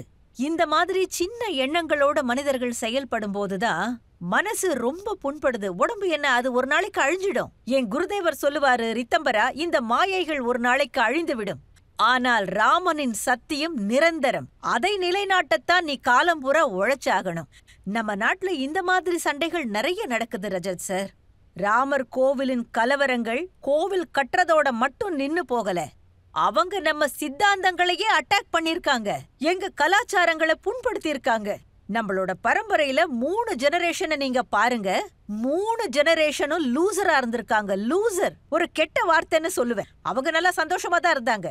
அவங்களுக்கு எந்த கவலையும் இருக்கல. நம்மளுடைய தன்மானத்தை அவங்க கப்பல் ஏத்துனாங்க. ஆனா அதுக்காக நாமளும் சும்மா இருக்கல. நம்மளோட தன்மானத்தை அன்னையில இருந்தே நாமளும் காப்பாத்திக்கிட்டு தான் வரோம். இவங்கெல்லாம் சுயநலவாதிங்க. இவங்க குடுக்கற வேதனைகளை காலங்காலமா நம்ம தாங்கிக்கிட்டு வாழ்ந்துகிட்டு இருக்கிறோம். அதனால இன்னைக்கு முடிவு எடுத்துட்டோம். வீரர்களோட பாடல்களை நாம பாடியே ஆகணும். அவங்களுடைய புகழ நாடெல்லாம் நாம பரப்பணும். ஒரு நாள்ங்கிறது 24 மணி நேரத்துக்கு மேல இருந்துச்சுன்னா அதையும் நான் சரியா பயன்படுத்திருப்பேன் ரஜத் சார். ஏன்னா மனசுல அந்த எண்ணங்கள் ஓடுது. இந்த இந்தியாவை முழுசா நாம உருவாக்கியே ஆகணும். ரஜத் சார், உங்களுக்கும் நல்லாவே தெரியும், ஸ்ரீராமனின் அருள் இல்லாமல் நம்மால் எதையுமே சாதித்து விட முடியாது. ஸ்ரீராமனின் அருள் இல்லாமல் பாரத பாரம்பரியமும் இருக்காது. உங்க வாழ்க்கையில இவ்வளவு போராட்டங்கள் இருந்தது, எவ்வளவோ பிரச்சனைகள் இருந்தது. இதெல்லாம் நினைச்சு நீங்க பயப்படவே இல்லையா? உடம்பு நடுங்கவே இல்லையா? மாட்டிக்கிட்டோமே விட்டுலான்னு தோணுச்சா? இல்ல ரஜத் சார், அது எப்படி இருந்துச்சுன்னா, நதிக்கு முன்னாடி மலை வந்து நின்னாலும் அந்த நதி நிக்காம அது இன்னும் வேகமா முன்னேறிதான் போய்கிட்டு இருக்கோம். அதனால எப்படியெல்லாம் தடங்கல்கள் வந்துச்சோ, நான் வந்து ஒரு எரிமலைய போல எல்லாத்தையும் கடந்து கடந்து போய்கிட்டே இருந்தேன். எரிமலையாக நின்றேன். எல்லா விஷயங்களும் எனக்கு ஒரு சவாலாகத்தான் இருந்துச்சு ரஜத் சார். ஏகப்பட்ட கதைகள் இருக்கு. சிலதையெல்லாம் என்னால சொல்லவே முடியாது. உதாரணத்துக்கு, யூகேல எனக்கு தடைகளை போட்டாங்க. ஆனா மக்கள் காத்துக்கிட்டு இருந்தாங்க, ரித்தம்பரா வருவாங்கன்னு. நானும் போயே தீரணுங்கிற முடிவோட இருந்தேன். என்ன ஆனாலும் சரி, ஸ்டேஜ்ல ஏறியே தீரணும்னு. அதனால நீங்க பயத்தை பத்தி கேட்டீங்கல்ல, நான் ஒரு விஷயத்த சொல்ல ஆசைப்படுறேன். உயிர் மேல ஆசை இல்லாத ஒரே ஒரு நபரை நீங்க எனக்கு காட்டுங்களேன் பார்க்கலாம். நண்பர்கள் என்று உலகில் வந்துவிட்டால் அவர்களோடு சண்டை இருக்கத்தான் செய்யும். மரணம் என்பது உடையை மாற்றிக்கொண்டு ஓய்வெடுக்கும் ஒரு தருணமாகும். வாழ்க்கை என்பது ஒரு விசாலமானது. அது ஒரு சாதாரண பண்டிகை அல்ல. வாழ்க்கை என்பது ஒரு பெரிய கலை. அது போலியான விஷயம் இல்லை. மரணத்தை கண்டு அஞ்சுபவனுக்கு இந்த உலகத்தில் வாழ உரிமையே இல்லை. நீங்க இன்னைக்கு பல விஷயங்களை சொல்லியிருக்கீங்க. முதல் முறையா பப்ளிக் முன்னாடி இவ்வளவு விஷயம் சொல்லியிருக்கீங்க. இந்த விஷயத்தையும் அப்படியே சொல்லிடுங்க. இப்போ ஒரு வீடியோ வைரலா போய்கிட்டு இருக்கு. அந்த வீடியோல நீங்க சொல்றது வந்து எல்லாம் அருந்து போகும். இது உங்களுக்கு தெரிஞ்சிருந்ததா? முதல்லயே பிளான் பண்ணப்பட்டதா? இல்ல இல்ல, எந்த ஒரு பிளானுமே கிடையாது. நீதிகள் நேர்மையா இருந்தா முடிவும் நியாயமா இருக்கும். இது வந்து நிதர்சனமான ஒரு உண்மைதான் ரஜத் சார். உதாரணத்துக்கு, ஒருத்தருடைய அப்பாவை நீங்க கொலை பண்ணிடுங்க. அப்புறம் டெட் பாடிய தெரு முனையில கட்டிட்டு தினமும் அத செருப்பாலேயே அடிங்க. அது எங்க சுயமரியாதைய தூண்டுற மாதிரி ஆகுதா இல்லையா? அது சம்பந்தமா விசாரணைங்கிற பேர்ல அன்னைக்கு இருந்த அந்த யூபி கவர்மெண்ட் எங்களுடைய அப்பாவி சேவகர்களை அவ்வளவு சித்திரவதை பண்ணாங்க. சரையு நதியே ரத்த வெள்ளத்துல ஓடுச்சு. 2 சகோதரர்கள், எத்தனையோ அப்பாவி மக்களை உயிரோட எரிச்சு அவங்கள அப்படியே சாம்பல் ஆக்குனாங்க. சன்னியாசிகள் தன்னுடைய மார்புல குண்டடிப்பட்டு செத்தாங்க. எல்லாரையும் சாகடிச்சிட்டு அந்த சாம்பல்ல ஒரு பெரிய மலைய கட்ட பார்த்தாங்களா என்ன? அப்படி பண்ணிட்டா நம்ம நாட்டுக்கு ஒரு பெரிய மரியாதை கிடைச்சிருமா? ஏன் பண்ணாங்க? சில பேரை சந்தோஷப்படுத்துறதுக்காக அப்படி பண்ணாங்க. ஆனா நாங்க எல்லாரும் திடமா இருந்தோம். ஸ்ரீராமர் நமக்கு நல்வழி காட்டுவார், அவர் மேல நாங்க முழு நம்பிக்கைய வச்சோம். குற்றவாளின்னு சொன்னவங்களை எல்லாம் கண்டிப்பா ஸ்ரீராமர் விடுதலை செய்வார்னு நம்பணும். அதோட உங்களுக்கும் தெரிஞ்சிருக்கும் ரஜத் சார், எவ்வளவுதான் அநியாயங்களையும் அக்கிரமங்களையும் நீங்க செஞ்சாலும் நீங்க செய்யறது புண்ணிய காரியமே இல்ல. நீங்க செய்யறதெல்லாம் சாப செயல்கள். இவ்வளவு அநியாயங்களை செஞ்ச நீங்க எல்லாரும் நிம்மதியா வாழ்ந்துட முடியுமா என்ன? சொல்லுங்க. போலியான சுவர்கள் என்னைக்குமே நிலைச்சு நிக்காது. சத்தியம்தான் என்றைக்குமே நிலைத்து நிற்கும். இப்போ அற்புதமா ஒரு கோவில் கட்டப்பட்டுக்கிட்டு இருக்கு. 22ஆம் தேதி ராம் லல்லா வராரு. எல்லாரும் கையை தட்டுங்க.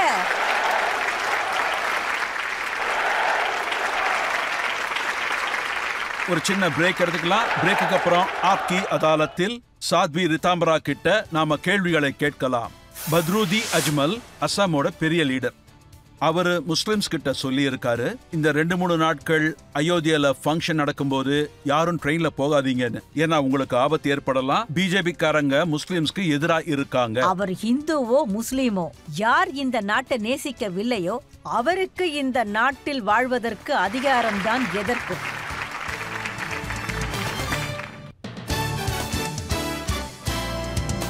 Welcome back. ஆப்கி அதாலத்தில் இன்றைய விருந்தினர் சாத்வி ரிதாம்பரா. இப்பொழுது அவரிடம் அடுத்த கேள்வி. ஆப்கி அதாலத்தில் சாத்வி ரிதம்பரா மீது உள்ள குற்றச்சாட்டு, ராமர் கோவில் என்கின்ற பெயரில் முஸ்லிம்கள் பயமுறுத்தப்படுகிறார்கள். ரிதம்பராஜி, பத்ருதி அஜ்மல் அசாமோட பெரிய லீடர். முஸ்லிம்ஸ் அவரை மதிக்கிறாங்க. அவரு முஸ்லிம்ஸ் கிட்ட சொல்லி இருக்காரு, அந்த 2-3 நாட்கள், அதாவது அயோத்தியால ஃபங்க்ஷன் முடிகிற வரை யாரும் ட்ரெயின்ல போகாதீங்கன்னு. வீட்ல இருந்து வெளியே வராதீங்க, உங்க உயிருக்கு ஆபத்து ஏற்படலாம். ஏன்னா பிஜேபி காரங்க முஸ்லிம்ஸ்க்கு எதிரிங்க. ரஜத் சார், இந்த ஃபங்க்ஷன் யூகேல நடக்கும்போது அந்த ஃபங்க்ஷன் நடக்கிற அக்கம் பக்கத்துல எத்தனையோ மசூதிகள் இருந்துச்சு. அதுக்கு எதுக்குமே எந்த பாதிப்பும் ஏற்படல. இதுதான் பாரதிய பாரம்பரியம். அதை எல்லாரும் மதிக்கிறாங்க, எல்லாரும் தைரியமாவும் இருக்காங்க. இந்த மாதிரி எல்லாம் பேசி பிரிவினையை உண்டு பண்றது அவ்வளவு நல்லதில்ல. அப்புறம் ஹிந்து முஸ்லிம்ஸை பத்தி பேசணும்னா, ரஜத் சார், நான் ஆரம்பத்துல இருந்தே சொல்லிக்கிட்டு வரேன், அவர் ஹிந்துவோ இல்ல முஸ்லீமோ யாருக்கு இந்த நாட்டு மேல மதிப்பு இல்லையோ அவர்களுக்கு இந்த நாட்டில் வாழ உரிமையும் இல்லை. இது உங்களுடைய உணர்வு. ஆனா நாட்டுல ஓவைசி மாதிரி ஆள்லாம் இருக்காங்க. நான் உயிரோட இருக்கிற வரைக்கும் அங்க பாபர் மசூதி இருந்ததுங்கிறத நான் நினைவூட்டுவேன். அது எங்களோட சொந்த இடம். உங்களுக்கே தெரியும் ரஜத் சார், பிரிவினையை ஏற்படுத்துறதுல அவர் பெரிய கெட்டிக்காரரு. ஆனா நாங்க எல்லாருமே ஒற்றுமைக்கு பேர் போனவங்க. நாங்க அவரை பயமுறுத்தல, அவர் செஞ்ச பாவங்கள் தான் அவரை பயமுறுத்துது. இன்னும் சொல்ல போனா இந்திய மக்களுடைய குணம் அவருடைய குணம் மாதிரி கிடையாது. அதோட நாங்க யாரையும் பயமுறுத்துறதும் கிடையாது, யாராவது பயமுறுத்தினா நாங்க பயப்படுறதும் கிடையாது. இதுதான் எங்களுடைய குணம். நீங்க என்னதான் சொல்ல வரீங்க? ராமர் கோவில் கட்டப்படும், ராமர் சிலை அங்கு பிரதிஷ்டை செய்யப்படும். இந்த சூழ்நிலையில முஸ்லிம் சகோதர சகோதரிகள் இவங்க உற்சாகமா இருக்கிறத பார்த்து பயப்பட மாட்டாங்களா என்ன? யாரும் பயப்பட வேண்டிய அவசியம் இல்ல. என்ன கேட்டீங்கன்னா, அவங்களும் இந்த உற்சவத்துல கலந்துக்கணும். இந்தியால பிறந்த அத்தனை பேருமே இந்தியர்கள் தானே. ரஜத் சார், ஒரு சினிமா கூட வந்துச்சே, அமர் அக்பர் ஆண்டனி. அவருடைய அப்பா பேர் என்ன? கிருஷ்ணச்சந்தர் இல்லையா? இங்க பாருங்களேன், நீங்க நம்ம இந்தியாவையே எடுத்துக்கிட்டீங்கன்னா நம்ம முன்னோர்களை உங்களுக்கு தெரியும். நம்ம பூஜைகள் வேணா வேற வேற மாதிரி இருக்கலாம், ஆனா நம்ம கொள்கைகள் ஒரே மாதிரி தான் இருக்கும். இந்த விஷயத்தை நாம மறந்துடவே கூடாது. என்ன கேட்டீங்கன்னா, சில தலைவர்களை மறந்துருங்க. எல்லாருமே ரகுநந்தன் அயோத்தியாவுக்கு வராங்க. அதை நினைக்கும் போது எனக்கு ரொம்பவே சந்தோஷமா இருக்கு. ஒவைசி சாரோட பேச்சை நான் கேட்டிருக்கேன். அவருக்கு இருக்கிற கஷ்டங்களை நான் எடுத்து சொல்றேன். அவர் முஸ்லீம் இளைஞர்கள்கிட்ட சொன்னாரு, எல்லாருமே அலர்ட்டா இருக்கணும்னு. நம்மோட மசூதியை நாம தான் காப்பாத்தி ஆகணும்னு. ஏன்னா ராமர் கோவில கட்டியாச்சு, இப்ப அவங்க கியான் வியாபிய கேட்பாங்க. அத நாங்க முதல்ல இருந்தே கேக்குறோம் ரஜத் சார். அங்க மனுஷன் சாட்சி சொல்ல போறதில்ல, அங்க கல்லே சாட்சி சொல்லும். தன்னுடைய கதைகளை அதுவே சொல்லும். சமூகம் இந்த சத்தியத்தை ஏத்துக்கிட்டாங்கன்னா அவங்களாவே இந்து சமாஜத்தை திரும்ப நமக்கு கொடுக்கணும். அப்போ நாங்க வேற எதை பத்தியும் பேச மாட்டோம். ஆனா அந்த மாதிரி நடக்கவே இல்லையே, அந்த மாதிரி அவங்க செய்யவும் இல்லையே. அந்த சத்தியத்தை மறைக்கத்தான் அவங்க முயற்சி செஞ்சுக்கிட்டு இருக்காங்க. இந்து சமாஜத்தோட தைரியத்தை நீங்க பாருங்க. நீங்களே யோசிங்க ரஜத் சார், நம்முடைய கிருஷ்ணர், ஜென்ம பூமி, அப்புறம் நம்முடைய பாபா விஸ்வநாத், இந்த 3 இடத்தை தான் நாம கேட்டோம். அதை தாண்டி நாங்க எதையுமே கேட்கல. ஆனா அதுக்காகவும் போராட வேண்டியதா இருக்கே. நீதிமன்றத்துல எல்லா விவாதங்களும் நடந்திருக்கு. அங்கிருந்து தான் முடிவும் வந்தது. அதுக்கப்புறம் தான் நாங்க கோவில் கட்டவும் முடிவெடுத்தோம். எப்போ எங்களுக்கு உத்தரவு கிடைச்சதோ அதுக்கப்புறம் தான் நாங்களும் இறங்கணும். அதனால நீங்களும் ஒரு தடவை யோசிச்சு பார்க்கணும். எவ்வளவு பெரிய சமூகம் உங்களை எதிர்த்து நிக்குது. அந்த தைரியத்துக்கு நீங்க மரியாதை கொடுங்க. இப்பவாவது யோசிங்க. நீங்களே பாருங்க ரஜத் சார், அந்த இடத்தோட அடிவாரத்தை நாங்க தொட கூட கிடையாது. ராமர் பிறந்த இடத்துல ஸ்தாபிதம் பண்ணி அந்த இடத்துல தான் நாங்க பூஜைகளை நடத்திக்கிட்டு வரோம். அதான் நம்ம பாரம்பரியம். லட்சக்கணக்கான மக்கள் போய் அந்த இடத்தை வணங்கிட்டு திரும்ப வராங்க. நாங்க யார்கிட்டயும் அநியாயமா நடந்துக்கல ரஜத் சார். இது மொத்த உலகத்துக்கும் தெரியும். இந்துக்களுடைய குணம் எல்லாருக்கும் தெரியும். ஆனா அவனுடைய மௌனத்தையும் அவன் அமைதியா இருக்கிறதையும் நீங்க அவனை கோழன்னு நினைச்சிடக்கூடாது. அதுதான் தவறு. அது சரியும் கிடையாது. நாங்க ரிஷி முனிகளை நண்பர்களா பார்த்திருக்கோம், மரியாதையும் கொடுத்திருக்கோம். எல்லாரையும் பாதுகாக்க, எல்லாரையும் ஒன்னா இணைச்சு வைக்க நாங்க தான் கத்து கொடுத்தோம். இரக்கம் எங்களுடைய இதயத்திலேயே இருந்திருக்கு. ஆனா இவங்க அந்த இரக்கத்தை கோழத்தனம்னு தப்பா நினைச்சிருக்காங்க. அதுதான் பெரிய தவறு. இன்னைக்கு ஹிந்து விழிச்சுக்கிட்டான், நிமிர்ந்து நின்னு தன்னுடைய அதிகாரத்தை கேக்குறான், தன்னுடைய கடமைகளை மறக்காம செய்யறான்.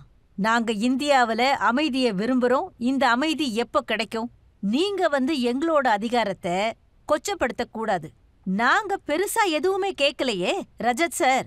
மத்தவங்க சந்தோஷப்பட நாங்க துன்பங்களை அனுபவிச்சிருக்கோம். எங்கள் தாய் பாரதியின் கைகள் வெட்டப்பட்டதை நாங்க பார்த்திருக்கோம். இந்த பிரிவினை இருக்கே, இது எதுக்காக இருக்கு? இது என்ன பிடிவாதம்? இந்த பிரிவினைக்கு நாங்க சமாதானத்தை தேடணும். ஏன்னா எங்களுக்கு அமைதி வேணும். ஆனா பொறுத்துக்கிறதுக்கும் ஒரு எல்லை உண்டு. அந்த எல்லை தான் இப்போ எல்லையை மீறி. நீங்க என்ன சொல்றீங்க? இந்து இப்ப விழிச்சுக்கிட்டாங்களா? மதுரா காஷிக்காக போராட்டம் நடக்குமா? இல்ல, அதுக்கெல்லாம் அவசியமே இல்ல. அயோத்தியாவுக்காகத்தான் நாங்க போராட்டமே நடத்தணும் ரஜத் சார். ஏன்னா சாட்சி பூமிக்கு அடியில மறைக்கப்பட்டிருந்தது.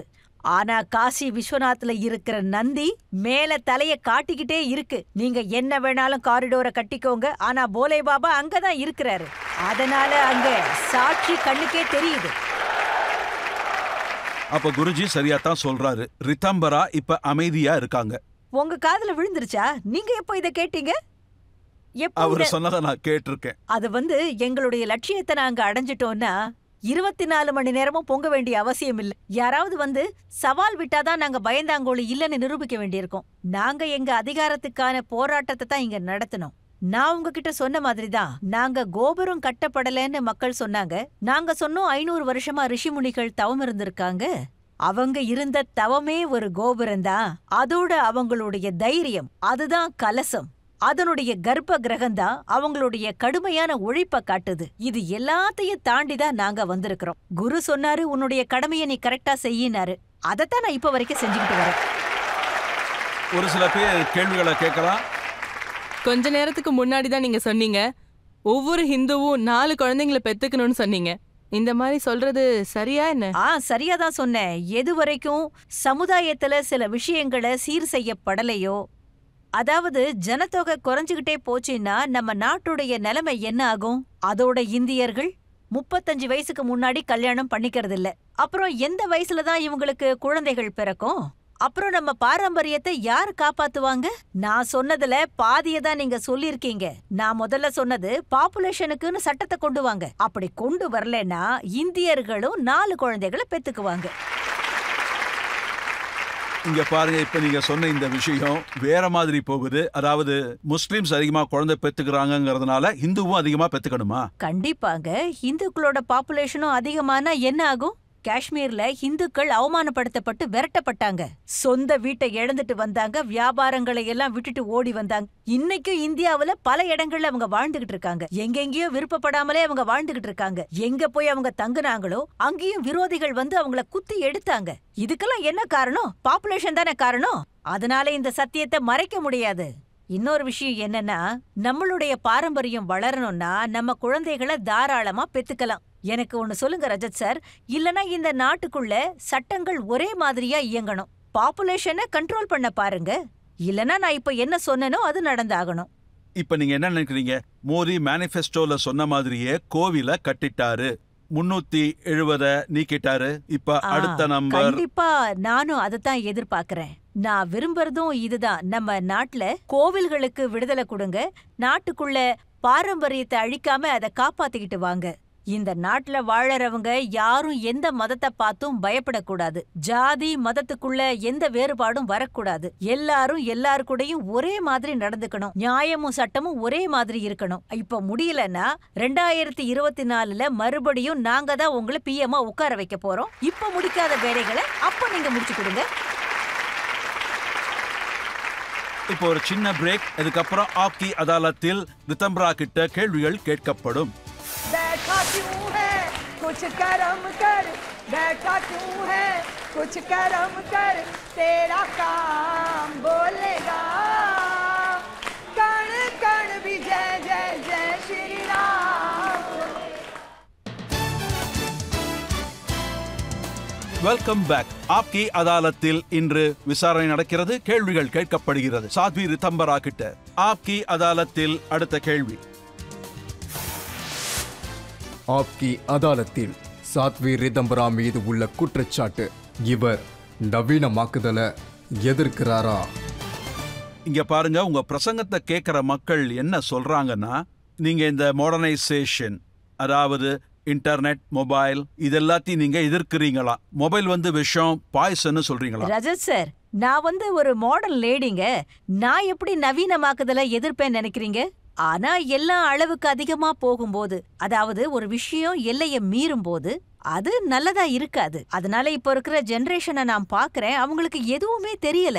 அவங்க 24 மணி நேரமும் மொபைல்லயே வாழ்க்கையை நடத்திக்கிட்டு இருக்காங்க.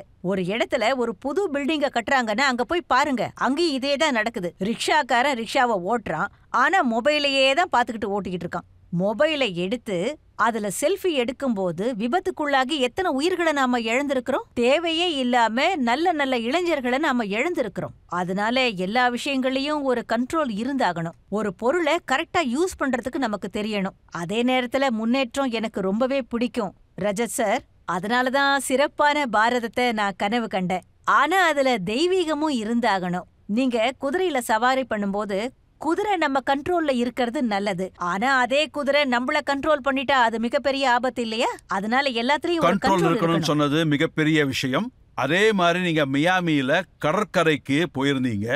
அந்த பீச்ல 15 நிமிஷம் இருந்தீங்களா? அதுக்கப்புறம் ஓடி வந்துட்டீங்களா? அது ரஜத் சார், அது என்ன ஆச்சுன்னா, என் கூட இந்த பாட்டு பாடுற குரூப் வேற இருந்துச்சு. அதனால நான் என்ன நினைச்சேன்னா, அந்த கடற்கரையோரமா உட்கார்ந்து அந்த நதிக்கரையில அந்த அழகான கடற்கரையை நாம உட்கார்ந்து ரசிக்கணும். அப்படியே வானத்தை பார்த்தா அங்க நட்சத்திரங்கள் ஜொலிக்கும், அதையும் ரசிக்கலாம். அந்த இடத்துல உட்கார்ந்து நம்ம எப்போ பிரபுவை வர்ணிக்கிறோமோ சந்தோஷம் கிடைக்கும்னு நினைச்சேன். தியானம் பண்ணலாம்னு நினைச்சோம்.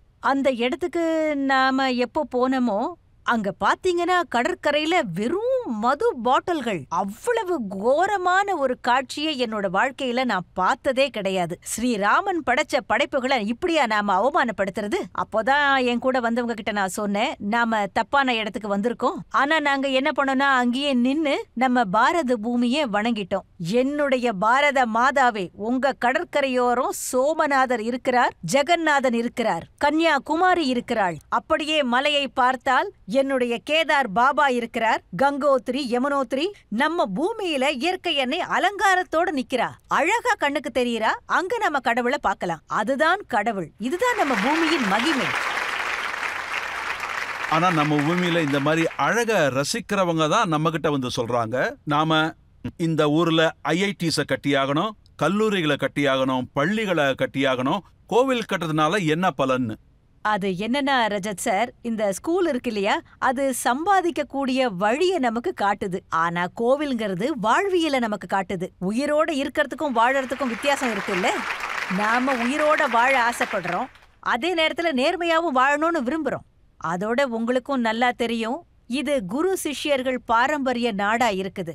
சேலரியோட நோட்டை குரு எண்ணுவாரு, ஆனா மாணவர்கள் காப்பி அடிச்சுட்டு எக்ஸாம எழுதுவாங்க. ஆனா அந்த மாதிரியான பூமி இது இல்லையே. அதோட கால்ல விழுந்து வணங்க நாம கத்துக்கணும். அதோட உங்களுக்கும் நல்லா தெரியும் இல்லையா, குடம் தலைய குனியும் போதுதான் நதியுடைய தண்ணி அந்த குடத்துக்குள்ள போகும். எப்போ நாம கடவுளுடைய கால்கள்ல வணங்குறோமோ அப்போதான் நாலேஜ் நம்ம தலைக்குள்ளேயே போகும். அப்போதான் ஈர்க்கக்கூடிய சக்தி நமக்கு வருது. அதோட உங்களுக்கே நல்லா தெரியும், டாக்டர் கொடுத்த மருந்து வேலை செய்யாம அது தோத்து போச்சுன்னா அப்புறம் அந்த டாக்டரே சொல்லுவாரு, கடவுள் மேல நம்பிக்கை வைங்க, அவர் கண்டிப்பா காப்பாத்துவாருன்னு. அதனால வித்யாலயா, பள்ளிக்கூடங்கள் உருவாகணும், காலேஜுகள் உருவாகணும், ஹாஸ்பிட்டல்ஸ் உருவாகணும். ஆனா கோவில்கள் ஏன் உருவாக கூடாது? பாரத பூமியே கோவில்களுடைய பூமி தானே. தேஜஸ்வி யாதவ் என்ன சொல்றாருன்னா, உடம்பு சரியில்லாம படுத்துட்டீங்கன்னா கோவிலுக்கு போவீங்களா ஹாஸ்பிட்டலுக்கு போவீங்களான்னு. கண்டிப்பா நீங்க ஹாஸ்பிட்டலுக்கு தான் போவீங்க. ஆனா கடவுளை வேண்டிட்டு தானே போவீங்க. அம்மா கோவிலுக்கு போய் வேண்டிக்கிட்டு பிரசாதத்தை கொண்டு வந்து கொடுப்பாங்க. இந்த பிரசாதத்தை சாப்பிட்டாதான் மருந்தே வேலை செய்யும், கடவுள் காப்பாத்துவாருன்னு அம்மாவே ஹாஸ்பிட்டலுக்கு வந்து சொல்லுவாங்க. உங்களுக்கே நல்லா தெரியும், இப்பெல்லாம் ரியல் லைஃப் ஹீரோக்களோட கதைகளை வச்சு படம்லாம் பண்ணிக்கிட்டு இருக்காங்க. அதனால உங்களோட கதையை ஒரு படமா எடுத்தா அது நல்லா இருக்கும் நினைக்கிறீங்களா? குழந்தை, நீ இந்த கேள்வி கேட்டியே, அதுவே போதுமானது. இதுல இருந்து நீ என்னை பத்தி நல்லா புரிஞ்சுக்கிட்டு இருக்கேங்கிறது தெரியுது. அப்போ உங்க மனசுலயும் நான் இடத்த பிடிச்சிட்டேன். இங்க இருக்கிற குழந்தைகள் கிட்ட நான் ஒரே ஒரு விஷயத்த சொல்ல ஆசைப்படுறேன். ஏன்னா ஏகப்பட்ட குழந்தைகள் இங்க இருக்காங்க. சிங்கங்களை கண்டு நாங்கள் என்றுமே அஞ்சியதில்லை. அதன் முன்னால் நின்று நாங்கள் சிரித்திருக்கிறோம். நாங்கள் இந்த பூமியில் சூர்பனகை மற்றும் ஊர்வசியை நம்பவில்லை. நாங்கள் எங்களுடைய குருவை நம்பி வாழ்ந்து கொண்டிருக்கிறோம். எங்கள் நாட்டை நாங்கள் நேசிக்கிறோம். அதை நம்பியே நாங்கள் வாழ்ந்து கொண்டிருக்கிறோம். 14 ஆண்டுகள் வனத்தில் இருந்த ஸ்ரீ ராமனையே நாங்கள் பூஜிக்கிறோம். என்ன ரஜத் சார், இதே எண்ணத்துல தான் நீங்க வாத்சல்ய கிராம உருவாக்கினீங்களா? இதே கொள்கையோட தான் குழந்தைகளுக்கு புது வாழ்க்கையை கொடுத்தீங்க. அத பத்தி பேசாம இந்த எபிசோட முடிச்சிட முடியாது. இந்த ஐடியா உங்களுக்கு எங்க இருந்து வந்தது? ரஜத் சார், இந்த ராமர் கோவிலுக்காக எல்லா இடத்துக்கும் போய் நான் பிரச்சாரம் பண்ணிக்கிட்டு இருந்தேன். அப்போ சில நேரங்கள்ல நான் அநாத ஆசிரமங்கள்லயும் இந்த பெண்கள் விடுதியிலயும் நான் தங்கி இருக்கிறேன். அங்க இருக்கிற வசதிகளை பார்த்து எனக்கு தோணுச்சு, நாம வெளியில எவ்வளவோ நல்லா வாழ்ந்துகிட்டு வரோம். நாம சாதாரண விஷயங்கள்லயும் கடவுளை பாக்குறோம், மனிதர்களுக்குள்ளயும் நாம கடவுளை பாக்குறோம். ஆனா அங்க இருக்கிற குழந்தைகளுக்கு ரொட்டியை கொடுக்கறோம், பழங்களை கொடுக்கறோம், லைன்ல நிக்க வச்சு அவங்களுக்கு துணிகளை நாம கொடுக்கறோம், ரொட்டியை கொடுக்கறோம், வெறும் பழங்களை கொடுக்கறோம். நாம அந்த இடத்துல அதுங்களை ரொம்ப பரிதாபமா நிக்க வைக்கிறோம். எனக்கு இந்த விஷயம் ரொம்ப வேதனையை கொடுத்துச்சு. அப்போதான் அங்க பணிவிடைகள்லாம் செய்யற பெண்கள் யசோதா அம்மாவா மாறிட்டா, அநாத ஆசிரமத்துல இருக்கிற குழந்தைகள்லாம் அக்கா தங்கையா மாறிட்டா, விதவை ஆசிரமத்துல இருக்கிற பெண்கள் எல்லாம் அக்கா தங்கையா மாறிட்டாங்கன்னா, தாத்தா பாட்டியா மாறினா, அப்படி ஒரு உணர்வு எனக்குள்ள வந்துச்சு. அதுக்கப்புறம் ஒரு விஷயம் நடந்துச்சு. நான் அரசியல்ல வரணும்னு என்ன ஃபோர்ஸ் பண்ணாங்க. ஆனா அது என்னுடைய வேலையா இருக்கல. ஆனா அந்த நேரத்துல தான் எனக்குள்ளேயே நான் ஒரு திடமான முடிவு எடுத்தேன். நானே இவங்க எல்லாருக்கும் யசோதாவா மாற ஆரம்பிச்சேன். அப்புறம் என்ன, எல்லாமே தொடர்ந்து நடந்து வந்துச்சு. இன்னைக்கும் நீங்க கண்கூடா பாக்குறீங்க, வாத்சல்யா அழகா உருவெடுத்து நிக்கிது. யாரும் அனாதை இல்ல, யாரும் வருத்தப்பட வேண்டியவங்க இல்ல, எந்த பெண்களும் வருத்தப்பட்டுக்கிட்டு இல்ல. அதோட ரஜத் சார், உங்களுக்கும் இந்த விஷயம் தெரியும். கடவுளை நம்பி ஒருத்தங்க ஒரு தடவை வந்துட்டாங்கன்னா அதுக்கப்புறம் எதுக்காக அவங்க வாழ்க்கையில கஷ்டங்களை அனுபவிக்கணும்? அவங்க யசோதாவா இருந்து கௌரவமா வாழலாம். அவங்க குழந்தைகளுக்கு தாலாட்டு பாடலாம். வயசான காலங்கள்ல அம்மாவுக்கு உறுதுணையா அவங்க இருக்கலாம். ஒவ்வொரு இளம் பெண்களும் குழந்தைகளுக்கு தாலாட்டா மாறலாம், முதியவர்களுக்கு தடியா மாறலாம். இந்த நோக்கத்தோட தான் எல்லாமே மொத்த உலகத்திலயும் இதை தாண்டி ஒரு நல்ல உதாரணம் கிடைக்காது. இன்னொரு விஷயமும் நான் கேள்விப்பட்டேன், நீங்க பெண்களுக்கான ஒரு தனி ஆர்மியை உருவாக்குறீங்களாமே. நீங்க என்ன கேக்குறீங்க? அது எப்பவோ உருவாயாச்சு. அது என்னுடைய ட்ரீம் ப்ராஜெக்ட்னே சொல்லலாம். நம்ம நாட்டு பெண்கள் இந்த மாதிரி மென்மையாவே இருக்கக்கூடாது. பூக்களை மாதிரி அழகா சுத்திட்டு வரக்கூடாது. எங்க போனாலும் தயக்கத்தோட போகக்கூடாது. பேசும்போது அவங்க யார்கிட்டயும் வெக்கப்படக்கூடாது. தேவைப்பட்டா ஆசைப்பட்டா அவங்க பேண்ட் ஷர்ட் கூட போட்டுக்கலாம். ஆனா தன்னுடைய பெண்மையை அவங்க மறைக்க கூடாது. வேணும்னா இன்னொரு உதாரணத்தை கூட சொல்லுவேன். பாலேவலத்தின் சரஸ்வதியை போல அப்படியெல்லாம் அவங்க இருக்கக்கூடாது. குழந்தைகளுக்கு தாலாட்டா இருக்கணும், முதியவர்களுக்கு தடியா இருக்கணும். ஆகாசத்துல அவங்க சந்தோஷமா பறக்கணும். நாட்டோட எல்லை கோட்டுக்கு போய் அவங்க தைரியமா நிக்கணும். இந்திய பெண்கிற பெருமையை அங்க அவங்க நிலைநாட்டணும். எதிரி நம்மள சுட முயற்சி பண்ணாலும் பின்வாங்கி பயப்படக்கூடாது. நம் நாட்டு இளைஞர்கள் எப்படி கொடிய பறக்க விட போறாங்களோ, அங்கே போனா கொடிய பறக்க விட்டுட்டு தான் வருவாங்க, இல்லனா கொடிய போத்திக்கிட்டு வருவாங்க. அதே மாதிரிதான் இந்திய மண்ணின் பெண்கள். அவங்களுக்கும் அந்த சந்தர்ப்பங்கள் கிடைக்கணும். அதனால இளைஞர்களுக்காக இமாச்சலத்துல அதே மாதிரி ரஜத் சார், உங்க மூலமா இந்த தகவலை சொல்றதுக்கு நான் ரொம்பவே பெருமைப்படுறேன். இந்தியாவின் முதலான கேர்ள்ஸ் ஆர்மி ஸ்கூல் வாத்சல்யாவில் உருவாகிக்கிட்டு இருக்கு. ரொம்ப சந்தோஷம். யாராவது ஒருத்தர் கடைசி கேள்வி கேட்கலாம். நீங்க ஸ்ரீராமர் கோயில கட்டி முடிக்கிறதுக்காக நிறைய உழைச்சிருக்கீங்க, நிறைய கஷ்டப்பட்டிருக்கீங்க. அதுக்கான பங்களிப்பையும் நீங்க கொடுத்திருக்கீங்க. இப்போ என்ன கேக்குறேன்னா, மதுரால ஸ்ரீ கிருஷ்ணர் இருக்காரு, அங்கேயும் கோவில் கட்ட போறாங்க. அங்க உங்க ஃபியூச்சர் பிளான்ஸ் என்ன? நான் என்ன யோசிக்கிறேன்னா 22 ஜனவரி தீபாவளியை விட பெரிய கொண்டாட்டம் அன்னைக்கு நடக்கும். அது நடந்துருச்சுன்னா கிருஷ்ண ஜென்ம பூமியும் நமக்கு சொந்தமாயிடும். ரஜத் சார், என் கூட ஒரு பெண் வந்திருக்கா. சரி, அவ ஒரு பாட்டு பாட ஆசைப்படுறா. கண்டிப்பா. சிம்ரன், நீ எங்க இருக்க? तू कितनी अच्छी है, तू कितनी भोली है, प्यारी प्यारी है ओ माँ, ओ माँ। तू कितनी सुंदर है, तू कितनी प्यारी है, प्यारी प्यारी है ओ माँ, ओ माँ, ओ माँ, ओ माँ। ரொம்ப அழகா பாடினம்மா. ரஜத் சார், கூடவே சியா வந்திருக்கா. சியா எழுந்து நின்னு பாடு. அவ ஒரு கவிதை சொல்லுவா.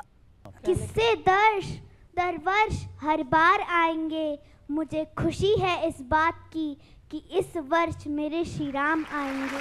वाह वाह। அப்புறம் இன்னொரு கவிதை சொல்லுவேல, அத சொல்லு.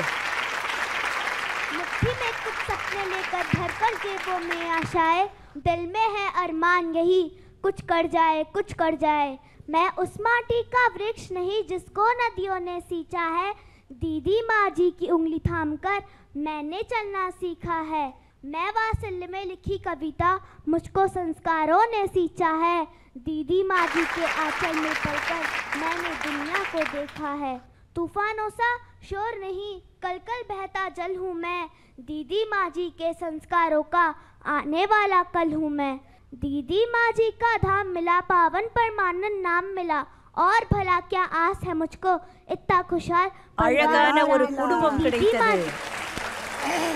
मुझे दीदी माँ जी का प्यार मिला, मुझे दीदी माँ जी का प्यार मिला। பிரமாதம் சியா, எல்லாரும் அவளுக்கு கை தட்டுங்க. பிரமாதம். இங்க பாருங்க, நீங்களும் ஒரு பாட்டு பாடணும்னு எல்லாரும் விரும்புறாங்க எங்களுக்காக. நான் எந்த பாட்டை பாட? சரி, எல்லாரும் சேர்ந்து பாடுங்க. राम को पाना है तो बंदे खुद को बदलना होगा। हाथ ऊपर करके। राम को पाना है तो बंदे खुद को बदलना होगा। राम को पाना है तो बंदे खुद को बदलना होगा। धर्म युद्ध में तुझको अंगारों पर चलना, बैठा क्यों है कुछ कर्म कर, बैठा क्यों है कुछ कर्म कर, तेरा काम बोलेगा। कण कण भी जय जय जय श्री राम, रे भैया कण कण भी जय जय जय श्री राम। बोलिए जय श्री राम, जय श्री राम, जय श्री राम। भारत माता की, अखंड भारत की, आज के आनंद की। ओम नमः पार्वती पतये हर हर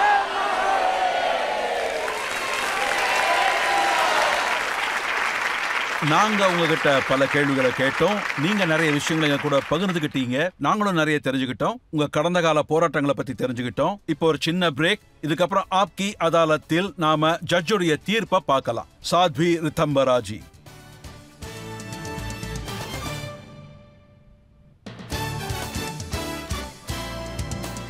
வெல்கம் பேக். ஆப்கி அதாலத்தில் இன்று ஒரு சுவாரஸ்யமான விவாதம் நடந்தது. ரிதம்பரா அம்மா கிட்ட கோவில் கட்டுறதுக்கான போராட்டங்களை பத்தி நாம கேட்டு தெரிஞ்சுக்கிட்டோம். அந்த கதைகளை சொன்னாங்க, அவங்க வாழ்க்கைய பத்தி சொன்னாங்க. இப்போ ஆப்கி அதாலத்தில் இன்றைய ஜட்ஜ் பிரபலமான பத்திரிகையாளர் சௌகாங்கர் தீர்ப்பை வழங்க போறாரு. நீங்க சரையு நதியில சபதம் பண்ணீங்க. ஸ்ரீராமருடைய கோவில் உருவாவதற்காக நான் எல்லாவற்றையும் தியாகம் பண்ணுவேன்னு சபதம் பண்ணீங்க. ஸ்ரீராமர் உங்களுக்கு தைரியம் கொடுத்து அந்த இடத்துல நீங்க போராட்டம் பண்ணீங்க. இந்த கோர்ட்டுக்கும் தெரியும் சபதத்தை காப்பாத்த உங்க போராட்டத்துல ஒரு நியாயம் இருந்தது. நீங்களும் உங்க கடமையை சரியா செஞ்சிருக்கீங்க. எல்லா கேள்விகளுக்கும் குற்றச்சாட்டுகளுக்கும் பதில் சொல்லியிருக்கீங்க. இந்த நீதிமன்றம் எல்லா குற்றச்சாட்டுகள்ல இருந்தும் உங்களை விடுவிக்குது. நன்றி ஜட்ஜ் சார். ஜட்ஜ் சார் உங்களுக்கு நன்றி. நாங்க எல்லாரும் உங்களுக்காக வேண்டிக்கிறோம். நீங்க எப்பவும் இதே மாதிரி சிரிச்சுக்கிட்டே இருக்கணும். மக்கள் மனசுல நல்ல மாற்றத்தை கொண்டு வரணும்னு. நீங்க 100 வயசு வாழணும், ஆரோக்கியமா இருக்கணும். இந்த பிரார்த்தனையோட இந்த நிகழ்ச்சியை இங்கேயே முடிச்சுக்கிறோம். அடுத்த வாரம் மீண்டும் சந்திக்கலாம் ஒரு புதிய நபருடன். அதுவரை வணக்கம்.